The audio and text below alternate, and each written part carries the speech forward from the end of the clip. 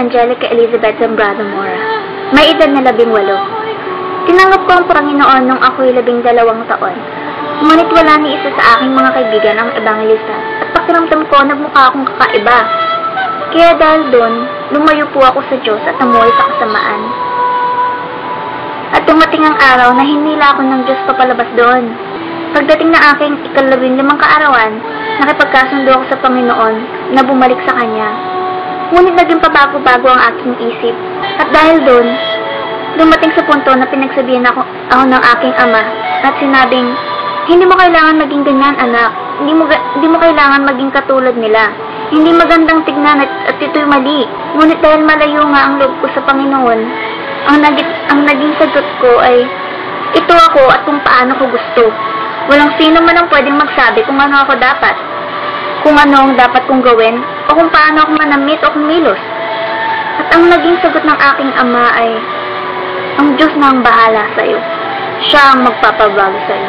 At pagdating ng aking 17 na kaarawan, tuluyan akong bumalik sa Panginoon. Lumapit ako sa Kanya at humingi ng kapatawaran sa lahat ng aking mga nagawang kasalanan. Nagsisi ako at nagbalik loob sa Kanya. Inimbitahan ako sa 15 araw na pag-aayuno. Hiniling ko sa Kanya na baguhin ako. Humingi ako ng senyalis mula sa Panginoon na kung tinatanggap niya ako, na kung narito siya para sa akin, na gusto kong kausapin niya ako at magparamdam sa akin. Pero lumipas ang mga araw na wala siyang paramdam, na walang paramdam galing sa Kanya. Ngunit bago matapos ang 15 pag-aayuno, narinig ko ang Kanyang tinig at nagkaroon ng isang pangitain sa mga salita na nakasulat sa Jeremiah 33:3 na tumawag sa akin at ako'y sasagot sa iyo. At ako'y magpapakita sa iyo ng mga dakilang bagay at mahihirap na hindi mo nangalaman. Nagdasal ako at sinabing, Panginoon, para sa akin ba yun? Inilihim ko po ang mensaheng iyon at hindi nagsabi sa iba. Pinabulayan ko ang mga salita ng Diyos na kung ang tumawag sa akin, na ibig sabihin ay manalangin. Ngunit ano naman, ang dakila at mahihirap na hindi mo nangangalaman. Naisip ko kaagad na ito'y wala ng iba kung hindi ang langit at impyerno. At sabi ko sa Kanya na, Panginoon, gusto kong ipakita mo sa akin ang langit pero hindi ang impyerno. Nagdasal ako ng taimtim sa Kanya. At sinabi ko na kung yun ang Kanyang nais, susundin ko. Kahit na ako'y takot na takot. At sinabi ko sa kanya na kailangan niya muna akong baguhin. Dahil gusto kong magbago para sa kanya. Magmula nun, araw-araw akong nagdasal sa kanya hanggang dumating ang buwan ng Nobyembre kung saan isang lingkod ng Panginoon ang dumalaw sa aming bahay upang magbigay ng mensahe mula sa Panginoon na kailangan ko daw maghanda dahil malapit nang ipakita sa akin ang kaharian ng langit at impyerno. Tinanong ko siya kung paano niya nalaman dahil wala akong pinagsabihan tungkol dito. At ang naging sagot niya sa akin ay, ang Diyos na iyong pinaglilingkuran at pinupuri, parehong Diyos na aking ding pinupuri, ang nagsabi sa akin. At pagkatapos na nagdasal kami kasama ang ibang pamilya at ibang kasamahan sa simbahan. At habang nagdadasal, ay biglang lumiwanag at nakita ko ang pagbukas ng langit na may dalawang anghel na pababa. Tinanong ko ang mga ito kung bakit sila naparito at ang sabi nila, narito kami para sa isang misyon. Narito kami dahil kailangan mong makita ang langit at impyerno. Magmula nun ay hindi ako iniwan ng mga anghel hanggat hindi dumating ang takdang araw. At kahit saan ako pumunta, nakasunod sila sa akin. Mula paaralan hanggang sa pag-uwi ng bahay. Napakatangkad ng mga anghel. Napakaganda nilang tingnan at napakaganda nilang kanilang pakpak. Maningning ang mga ito nakasuot ng kristal na sandals at ang banal na puting damit. At ang lingkod ng Panginoon na dumalaw sa aming bahay ay pinagsabihan ako na kailangan kong maging handa, na kailangan kong ihanda ang sarili ko dahil malapit ko nang makita ang langit at impyerno. At para makita ito ay kailangan kong mamatay. Hindi ito naging madali para sa akin. Tinanong ko siya kung paano ako mamamatay dahil nga napakabata ko. At ang naging sagot niya ay, wala kang kailangan ipag-alala. Lahat ng bagay sa Diyos ay perpekto. Noong ika-7 ng Nobyembre, habang pauwi ng bahay, nakarinig ako ng isang tinig na nagsabing, maging handa, dahil ang araw na ito ang iyong kamatayan. Alam ko na ang tinig na iyon ay mula sa banal na espiritu. At sinabi kong, Panginoon, hindi ko nais na mamatay ngayon. Ngunit inulit niya ang kanyang sinabi na, maging handa, dahil ang araw na ito ang iyong kamatayan. Sinabi niya ito ng mas malakas na may higit na puwersa. At kahit na ako'y takot na takot, sinuko ko ang aking sarili. At nung pauwi ng bahay, naroon ang aking pamilya, mga sister sa simbahan at ang lingkod ng Diyos na dumalaw sa amin dati. Sinabi nga na kailangan akong pahiran ng langis. At habang ako'y pinapahiran, pakiramdam ko ay binabalutan ako ng hindi maipaliwanag na bagay na nakapaligid sa akin, na parang sanggatan na hindi man lang nila ako mahawakan. At habang nananalangin, biglang sumikip ang aking dibdib at nahirapan ng huminga. Nagsimulang sumakit ang aking tiyan at puso, pati na rin ang buo kong katawan. At ang kaya ko lamang sabihin ay ibigyan niya ako ng lakas dahil hindi ko makaya ang sakit. Nang tumingin ako sa langit, nakita ko ang pagbubukas nito. Nakita ko ang mga anghel. Hindi 2 o 10, kundi milyong mga anghel na nagtitipon at sa gitna nito ay 10,000 beses na liwanag kaysa sa araw. At doon ko sinabi na, Panginoon, ikaw na yan ang dumarating. At sa mga oras na iyon, narinig ko ang boses ng Panginoon. Napakagandang tinig na mararamdaman mo yung mga halong pagmamahal. Huwag kang matakot, anak, dahil ako ang Panginoon, ang iyong Diyos. At ako'y dumating dito upang ipakita sa iyo ang aking ipinangako.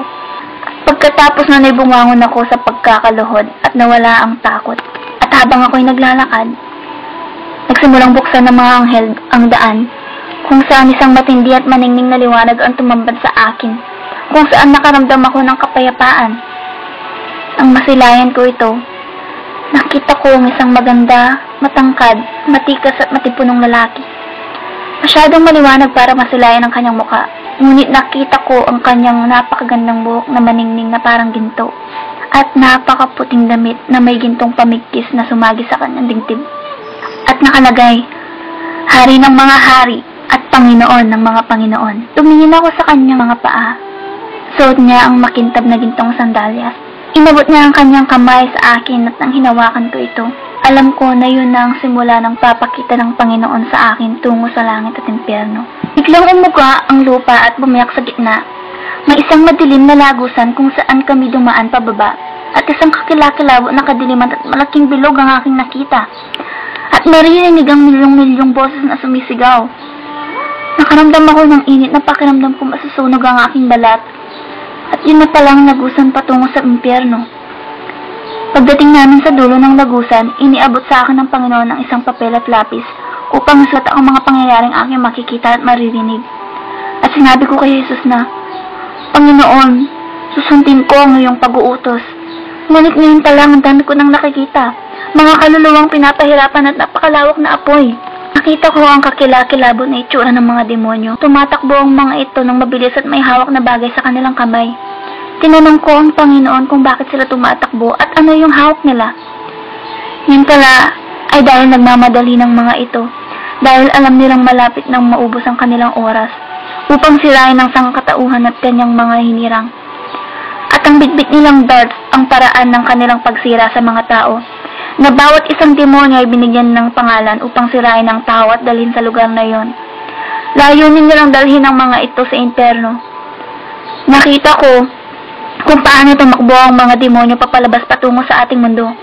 At sinabi ni Jesus, tutungo sila sa lupa upang dalhin at itapon ang sangkatauhan sa lugar na ito. At habang sinasabi ito ay humagulgol ng Panginoon sa iyak na parang gusto ko na rin umiyak. Pagkatapos ay dinala ako ng Panginoon sa isang selda kung saan nakita ko ang isang binatang nasusunog sa gitna ng apoy. Pansin ko rin na may nakasulat sa noon nito, numero 666 na parang nakatattoo din sa kanyang balat. Ang kanyang katawan ay nabubulok at tinuod habang siya ay nasusunog. Sumisigaw ito at humihingi ng tulong sa Panginoon, ngunit ang tugon ng Panginoon ay, huli na, ibinigay ko sa iyo ang pagkakataon at hindi mo ninais magsisi. Itinanong ko sa Panginoon kung bakit naririto ang binata. Ito daw ang malapit sa kanya noon, ngunit gaya ng iba ay tinalikuran siya. Napunta sa maling landas at nalulung sa masamang bisyo. Muling lumuha ang Panginoon at sinabi, hindi ko nilikha ang impyerno para sa sangkatauhan.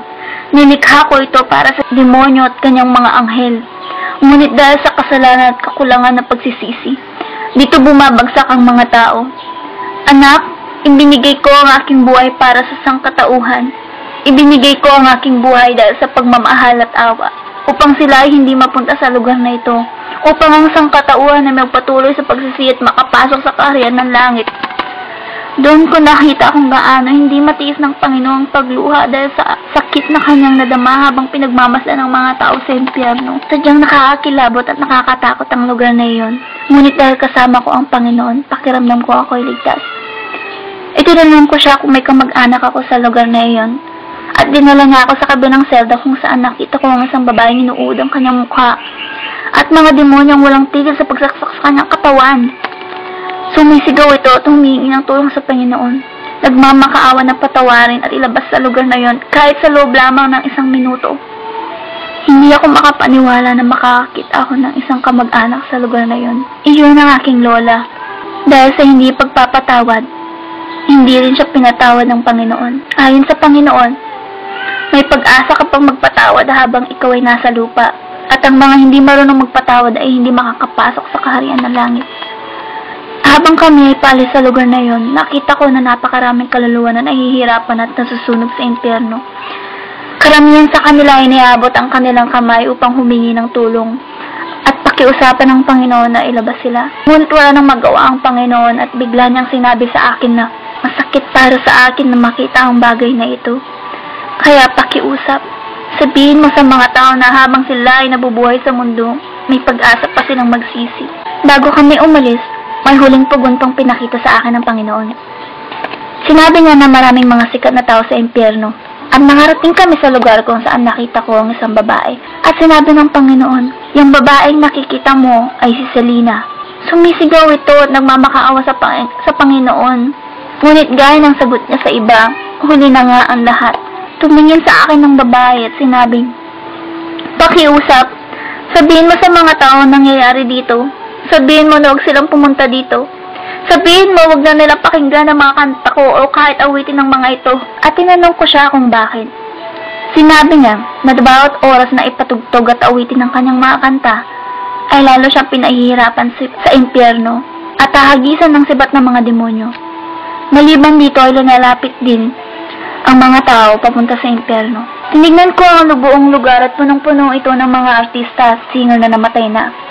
Wala silang ginawa kundi magkanta ng walang tigil. Sinabi ng Panginoon na, anak, kung ano man ang ginagawa ng isang tao sa lupa at hindi pa nagsisisi, ayun din ang gagawin dito. At dinala ako ng Panginoon sa lugar kung saan nakita ko ang isang kilalang tao. Noon, akala ko, lahat ng tao na mamatay ay napupunta sa langit. Na lahat ng nagsisimba ay napupunta sa langit. Ngunit mali ako dahil nakita ko ang isang papang naghihirap sa impyerno. Tinignan ko ang kanyang mukha at siya ay si Pope John Paul II. Sinabi ng Panginoon na, "Tingnan mo anak, ang isang papa ay naririto dahil sa kanyang hindi pagsisisi. Walang makasalanan, walang taong sumasamba sa anito, walang sakim at sinungaling ang magmamana sa aking kaharian." Oo, marami siyang bagay na nasabi, ngunit kailanman hindi niya sinabi ang totoo. Kahit alam niya ang katotohanan, pinili niya pa rin ang pera kahit siya ay nangangaral sa mga tao. Hindi niya sinabi sa mga tao na totoo ang impyerno at langit, at ngayon siya ay naririto.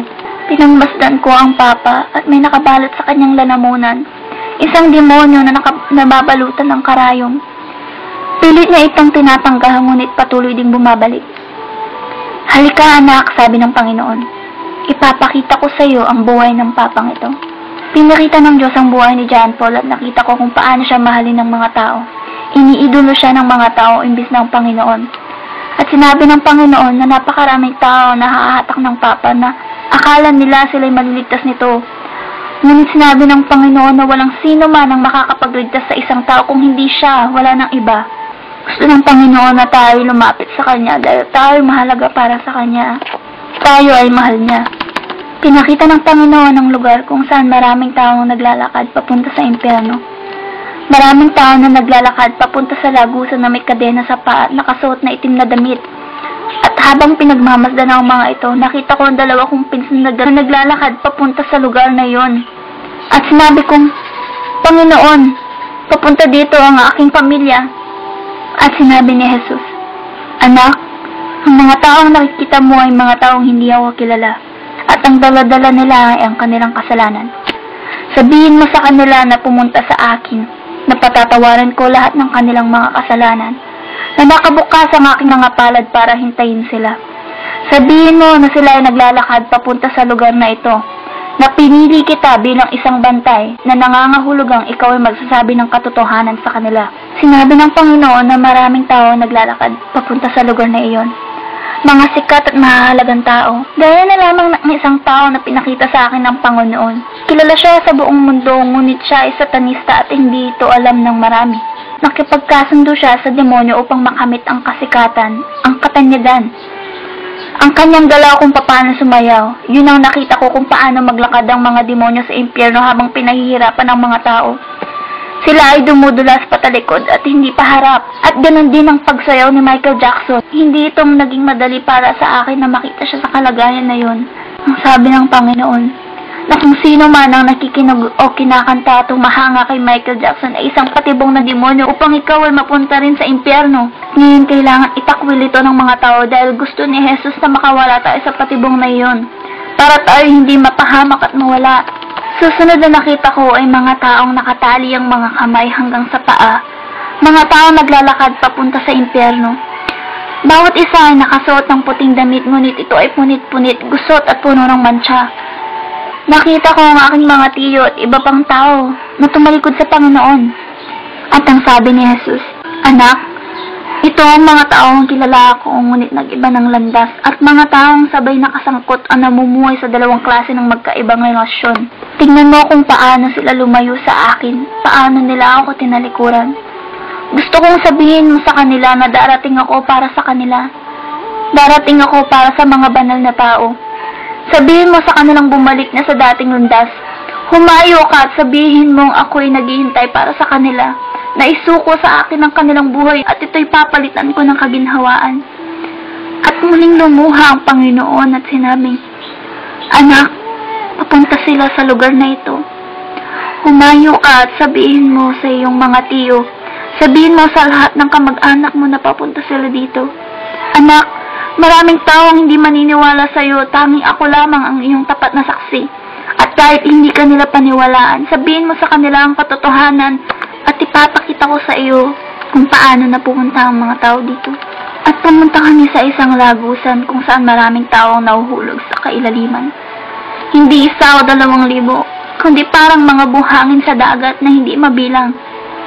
At sinabi ng Panginoon, "Anak, yan ang paraan kung paano masira ang sangkatauhan, kung paano sila mawala.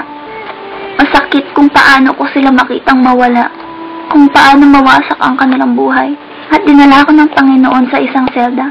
Nakita ko ang mga iba't ibang klase ng demonyo. May lamesa at mga nakapaikot na mga upuan.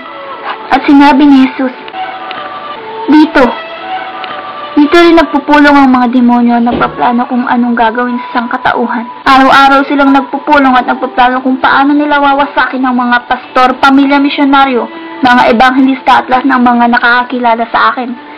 Gusto nilang wasakin ang buhay ng mga ito. Alam nila na ang mga taong ito ay singil sa libo-libong sangkatauhan, kaya gusto nilang sirain. Humayong ka, anak, at sabihin sa mga pastor na sabihin ang katotohanan, na sabihin lahat ng bagay na aking sinasabi, na huwag itong itago sa kanilang sarili lamang. At bago tayo umalis dito, may gusto pa akong ipakita sa iyo. May mga kabataan din na napunta sa lugar na ito. At sinabi ko, mga bata sa lugar na ito? Bakit po, Panginoon? Sinabi sa iyong banal na kasulatan na hayaan ang mga bata na lumapit sa akin at huwag silang pigilan sapagkat sila'y nabibilang sa kaharian ng Panginoon. Sumagot si Jesus ng, Totoo, ang kaharian ng langit, ngunit ang batang iyon ay kailangan lumapit sa akin, dahil kung sino man ang lumapit sa akin ay hindi ko itatakwil. Kagad ipinakita sa akin ang 8 taong gulang na bata na nasusunog sa apoy. Umiiyak ang bata at sinabing, Panginoon, maawa ka sa akin. Alisin mo ako sa lugar na ito. Ayoko dito. Patuloy ang pag-iyak at paghiyaw ng bata at ito'y napapaligiran ng mga demonyo na kahawig ng mga cartoon. May dragon, Boise, Ben 10, Pokemon, Dora at marami pang iba. At tinanong ko sa Panginoon kung bakit naririto ang bata. At pinakita sa akin ng Panginoon kung paano namuhay ang batang ito. Nakita ko kung paano gugulin ng bata ang kanyang oras. Na sa buong araw ay walang ginawa kundi manood ng TV, panoorin ng mga cartoon. At sinabi ng Panginoon, Anak, ang mga cartoon, pelikula, mga soap opera na pinapakita araw-araw sa telebisyon ay instrumento ng demonyo para masira ang sangkatauhan. Sabihin mo sa mga magulang na turuan ng kanilang mga anak gaya ng nakasulat sa aking mga salita. Sinabi ng Panginoon na maraming bata sa lugar na yun dahil sa pagsuway. At tinanong ko siya, Panginoon, sabihin mo sa akin, bakit may mga bata sa lugar na ito? At sumagot si Jesus na, kapag ang bata may kaalaman na mayroong langit at impyerno, kung gayon may pagpipilian sila kung saang lugar nila naisin. Marami pang mga bagay na pwedeng ikwento tungkol sa impyerno. Pero sa ngayon, nais ko na munang ibahagi kung ano ang akin nakita sa kaharian ng langit. Sinabi ni Jesus na ipapakita niya sa akin kung ano ang kanyang inihanda para sa kanyang mga banal na tao. At nang makalabas kami sa lagusan ng impyerno, biglang nagkaroon ng liwanag at kami nagsimula ng pumaitaas sa kaharian ng langit. Sumalubong ang punto na may nakasulat na higanting mga letra na ginto na maligayang pagdating sa kaharian ng langit. Pagkatapos ay bumukas ang pinto at kami pumasok. Nakakita ako ng mga anghel na nagbibigay ng kaluwalhatian, karangalan at kapurihan sa ating Ama. At habang patuloy na naglalakad ay sumalubong ang isang mesang hindi ko makita kung hanggang saan dahil sa haba nito. May mga libo-libong upuan na nakabalot dito at sa pagitan ng bawat upuan ay may damit kasama ng korona. At sinabi ng Panginoon na, Anak, ang nakikita mong korona ay ang putong ng buhay. Nakatakip ang mesa ng isang puting mantel na may ukit ginto sa dulo. May mga plato, gintong kopa, prutas, lahat ay nakahanda sa mesa. At napakaganda nito. May isang napakalaking lalagyan sa gitna ng mesa na naglalaman ng alak para sa hapunan. At sinabi ni Jesus, Anak, lahat ay handa na para sa pagdating ng aking iglesia. Pumunta kami sa ibang lugar at nakita ko ng napakaraming tao sa hardin. Mga taong kilala mula sa Biblia, ngunit hindi sila matanda kung hindi mga bata. At meron isang binata na may hawak na malaking panyo, sumasayaw at pinapaikutan ng Panginoon. At sinabi ni Jesus na, Ang binatang nakikita mo ay ang lingkod na si David. At yan si Joshua, Moses, at yung isang binata ay si Abraham. Yung babaeng nakikita mo banda roon ay ang aking lingkod na si Magdalena at Sarah. Biglang sinabi ng Panginoon na siya si Maria, ang nagbigay ng kapanganakan sa Jesucristo na ako. Gusto kong malaman mo na wala siyang nalalaman sa lahat ng nangyayari sa lupa. Kaya kailangan mong sabihin sa lahat na totoo ang impyerno, na mahal ko sila, na gusto ko silang magsisi para makapasok sa kaharian ng langit. Sabihin mo na walang kinalaman si Maria sa lahat ng nangyayari sa mundo, na ang dapat lang nilang purihin ay wala nang iba kung hindi ako.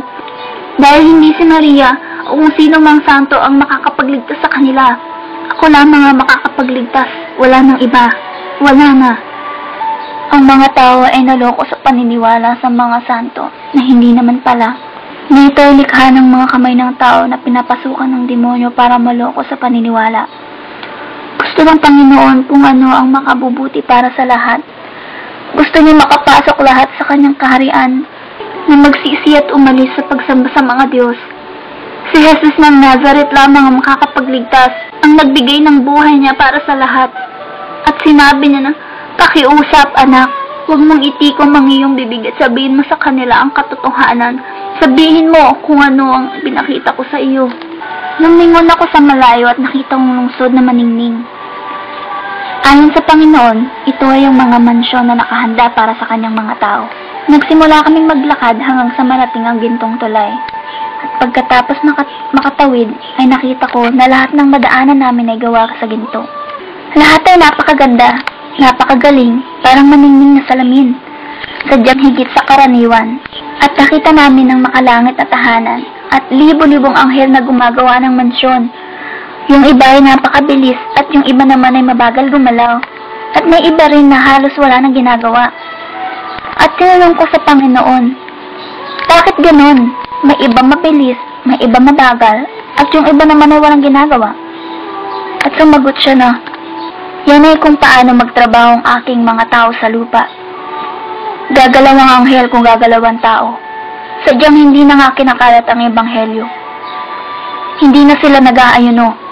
Hindi na sila naglalakad sa daan upang mamigay ng mga artikulo na nagsasabi ng katotohanan. Ang ating mga tao ay nahihiya na ngayon. Sabihin mo sa kanila na bumalik sa dating daan. Ang mga anghel na nakita mong walang ginagawa ay pag-ari ng mga taong lumayo at tumalikod sa akin. At habang sinasabi ito ay napaluha muli ang Panginoon. At bigla nakarinig ako ng mga taong nagkakanta at hiniling ko sa kanya na dalhin ako sa lugar na iyon. At pinagmasdan lang ako ng Panginoon. Hindi ko makita ang kanyang mukha, ngunit nakikita ko ang galaw nito. At nakita ko ang mga luhang bumubuhos sa kanyang damit. Tinanong ko siya kung bakit siya umiiyak, ngunit ito ay hindi sumagot. Nakarating kami sa napakagandang hardin. Nakita ko ang mga bulaklak na umuugoy. Yun pala nanggaling ang tinig. Tinuro ng Panginoon ang mga bulaklak at sinabing, tingnan mo anak, pinupuri nila ako at sinasamba. Ang mga tao ay hindi na di tulad noon. Hindi na nila ako pinupuri at sinasamba. Hindi na nila ako hinahanap. Kaya ako ito sinasabi sa iyo. Gusto kong sabihin mo sa kanila na humingi sa akin ng tulong, na lumapit sa akin dahil pupunta ako. Pupunta ako para sa mga taong naghahanap sa akin, sa ngalan ng Espiritu at katotohanan, para sa mga taong handa, para sa mga taong pinagpala. Darating ako! Darating ako! At doon ko naintindihan kung bakit siya umiiyak. Dahil darating siya, ngunit hindi para sa mga hindi buong pananalig sa kanya. Babalik siya para sa mga taong nananalig sa kanya ng buo, sa espiritual at katotohanan. At sinabi ng Panginoon na kailangan ko nang bumalik sa lupa para ikalat sa mga taong aking nakita. Natotoo ang kaluwalhatian ng Panginoon. Natotoo ang aking mga nakita. Ito ay para lumapit sa Kanya at magsisi sa mga kasalanan. Ako'y napaluha dahil ninayos ko na sanang manatili sa langit at huwag nang bumalik sa lupa. Ngunit tinulo ng Panginoon ang lupa kung saan nakita ko ang aking pamilya. At sinabi ng Panginoon, oras na para bumalik ka sa lupa. Hinihintay ka ng pamilya at ng buong bayan. Lumusong ka sa ilog at ilubog ang iyong sarili. Ngunit bago ako umalis ay pinakita sa akin ng Panginoon ang kanyang pagbalik. kung paano mangyayari ang araw ng kanyang pagdating. Isang malaking screen ang lumantad sa akin. Inobserbahan ko ang buong mundo. At bigla naglaho ang libo-libong tao. Ang mga sanggol na nasa sinapupunan ng mga babae na naglaho at sila'y nagsisisigaw. Maraming mga bata ang naglaho. Ang mga tao ay nagsisitakbuhan, nagsisisigaw na, hindi ito maaari. Anong nangyayari? At ang ibang tao na nakakakilala kay Jesus ay nagsasabing, dumating na si Jesus. At sinusubukan magpakamatay ngunit nananatili silang buhay. May mga aksidenteng nagaganap ngunit wala ni isang bangkayang makikita. Lahat ng tao ay buhay kahit na may pinsala sa katawan. At sinabi ng Panginoon na sa mga araw na iyon, ang kamatayan ay aalis. Sa mga araw na iyon, ang banal na espiritu ay mawawala sa lupa. Sinabi sa akin ng Panginoon, anak, sabihin mo sa mga tao na magsitawag sa akin habang ako'y malapit. Magiging huli na ang lahat para sa lahat ng maiiwan. Habang pinagmamasdan ng Panginoon ang mga taong naiiwan, nagsimula itong lumuha muli at biglang sinabing, anak, darating ako sa lupa gaya ng nakasuod sa Biblia. Sapagkat ang Panginoon din ang bababang mula sa langit na may isang sigaw, may tinig ng arkanghel at may trumpeta ng Diyos. At ang mga matay kay Kristo ay unang mga bubuhay na mag-uli. Kung magkagayon, tayong nabubuhay na nangatitira ay aagawin kasama nila sa mga alapaap upang salubungin ng Panginoon sa hangin, at sa ganito isa sa Panginoon tayo magpakailanman. Ngunit hindi lahat ay papasok sa kaharian ng langit, kundi ang gumaganap ng kalooban ng aking Ama na nasa langit. Sapagkat sinabi ng Panginoon sa akin na, sundin ninyo ang kapayapaan sa lahat ng mga tao, at ang pagpapakabanal na kung wala sa iyo'y sino man ay di makakakita sa Panginoon. Ngunit tungkol sa araw at oras na yaon walang makakaalam, kahit ang mga anghel sa langit, hindi ang Ama lamang. Pagkatapos magsalita ng Panginoon, ibinalik ako sa lupa. Umabot ng 5 oras bago ko namulat ang aking mga mata at nakapagsalita. Ngunit sobra akong nanghihina at hindi makapagsalita ng maayos. Umabot na ng 2 linggo bago ko nabawi ang aking lakas, at doon ko palang nasabi sa kanila ang lahat ng aking nakita. At sa mga panahon na yon ay dumating ang mga demonyo para pahirapan ako. Nanatili sila ng 3 araw sa amin. Gusto nilang makipagkasundo sa akin na itikom mga aking bibig, na wala akong dapat ipagsabi sa lahat ng aking nakita sa impyerno dahil kung hindi ay papatayin nila ako. Linalabanan ko ang mga ito ngunit wala akong sapat na lakas. Sinusubukan ko silang labanan muli at biglang nagkaroon ng liwanag. Yun ang Panginoon, at doon ay naglaho ng mga ito. Ang patotoong ito ay hindi kasinungalingan, hindi biro, hindi kwento o panaginip. Totoo ang impyerno sa lahat ng mga hindi naniniwala. Gusto kong ipaalam sa inyo na totoo ito. Ngayon ang araw ng kaligtasan. Ngayon ang araw na dapat imbitahin ng Panginoon, ang tagapagligtas sa inyong buhay. Ito ay simple ngunit mahalagang sabihin sa Kanya. Tinatanggap kita, Jesus. Ikaw ang aking tagapagligtas. Ibinibigay ko ng buo ang aking buhay at kaluluwa sa iyo. Gusto kitang makasama ng walang hanggan. Piliin mo ang iyong kapalaran, buhay o kamatayan, langit o impyerno, si Jesus o ang dyablo. Ito ay malinaw kung ikaw ba ay nabibilang kay Jesus o sa demonyo. Kahit na ang ginagawa mo ay mabuti o masama, ikaw ang pipili ng tadhana, buhay na walang hanggan o dagat ng apoy. Isipin niyo itong mabuti. Kailangan niyo ng magdesisyon ngayon. Namatay si Jesus para sa atin, para sa ating kasalanan. Binigyan niya tayo ng pagkakataon para mailigtas dahil sa kanyang awa. Tanggapin niyo siya bilang iyong tagapagligtas. At ngayong narinig niyo ang patotoo na ito, huwag niyong hayaan na pagsisihan niyo ito habang buhay sa impyerno. Amen.